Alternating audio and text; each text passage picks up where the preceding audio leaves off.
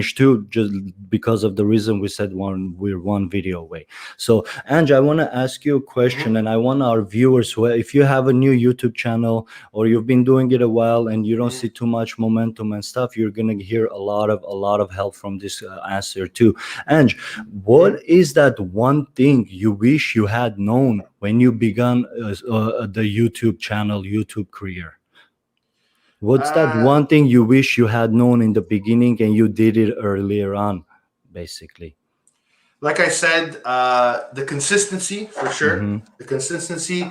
One thing I noticed though, like a lot of people were saying, I actually was judged at the beginning, saying that I wasn't genuine. Like, like people were watching my stuff, but I wasn't watching their stuff. Interesting. So one aspect I would say is, you got to give back to the viewer. And that's something I didn't do at the beginning. It took me till maybe after I got monetized to really start thinking I got to give back to the viewer.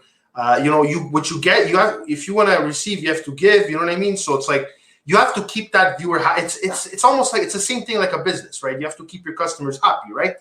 Mm-hmm. So that aspect would have helped. Like, how do I say this?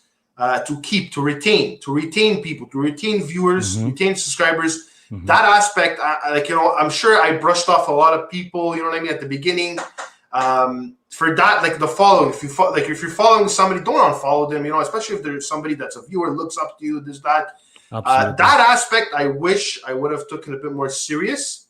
I listened to some people that were ahead of me.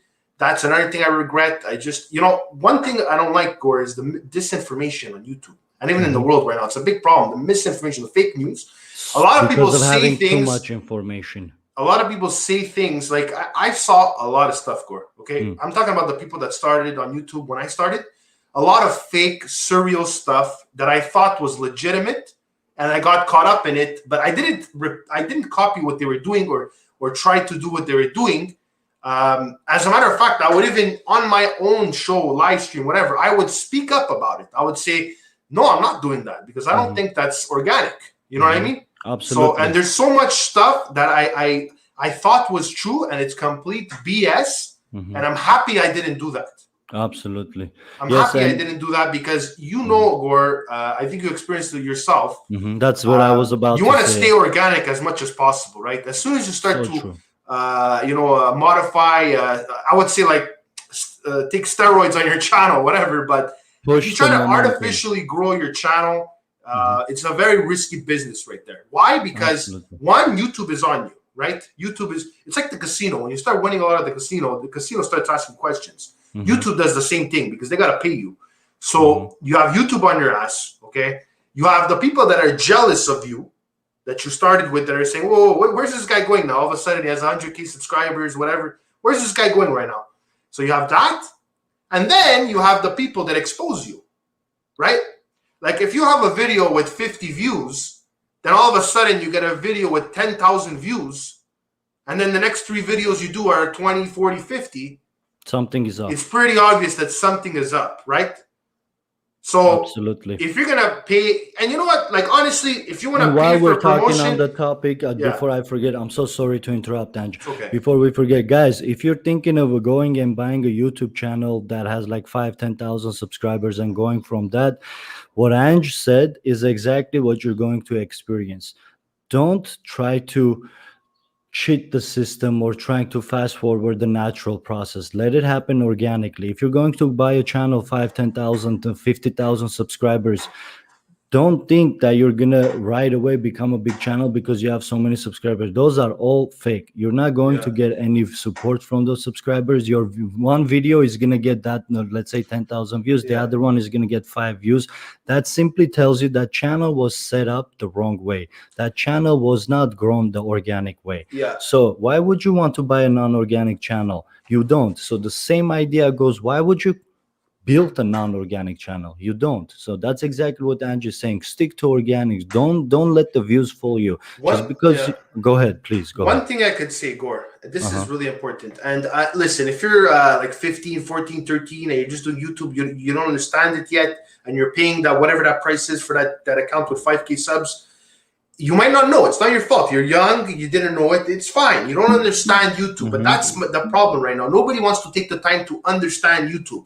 Most people that I talk to, when I network with people, they just have it completely wrong. They don't understand YouTube. Take the time to understand YouTube. If you're going to really invest your time in it, look at it. There's so many videos. Type how to get more views, how to get more subscribers, how to collaborate, how to get people's attention. You know, like, there's so much. There's a library of information on YouTube. Take the freaking time to do it. You know, and it's absolutely. Everybody thinks that the sub count is the way you win. It's like career points in hockey. Like, oh yeah, Gretzky has 2,000. I gotta get more. It's a race of subs, bro. And you know, when I started, the small YouTuber support thing was huge. It was just starting up. It was a really big thing, and now almost nobody does it. Nobody does it. Like, it's not even if you do it, it's not a popular thing right now. Don't do it. It's not a popular thing. It's not popular, because it's not sustainable. YouTube caught on to it. We were saying like things like connect, big, this, that, all these things to throw off YouTube. Then YouTube just said enough is enough. We're gonna do remember there was that big cleanup, and now everybody just doesn't do anymore because it's a waste of the time, right? Exactly. One thing I'm gonna tell you guys: you want to grow on YouTube? Don't do it on YouTube because they're gonna know right away, right? Oh yeah, go to my channel. Yes, I'll go to your absolutely. channel. That's gonna know right away. Discords exist, right? A lot of Discord groups for there's that. That's Discord, absolutely there's Twitch, right. there's Instagram, there's so many other ways you can network with people. You know, like, okay, it's nice to meet people, but like I said, you say I'm going to your channel, this, that, right away, they know they're going to remove your subscribers, right? Exactly. One thing I want to say, guys, before we end this, for sure, I got to say this. Whenever someone subscribes to you, you have to make sure they have the notifications on, or else they're just a number, right?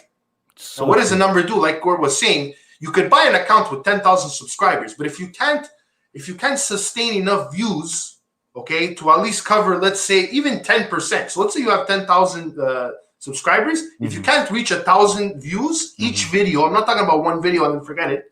There's no point of having that 10,000 subscribers. You're going to get exposed right away. Plus, YouTube algorithm is going to hate you because you have dead followers that are not watching. What's the point of 10,000? YouTube's going to remove your subscribers and that money that you paid for that account. Anyways,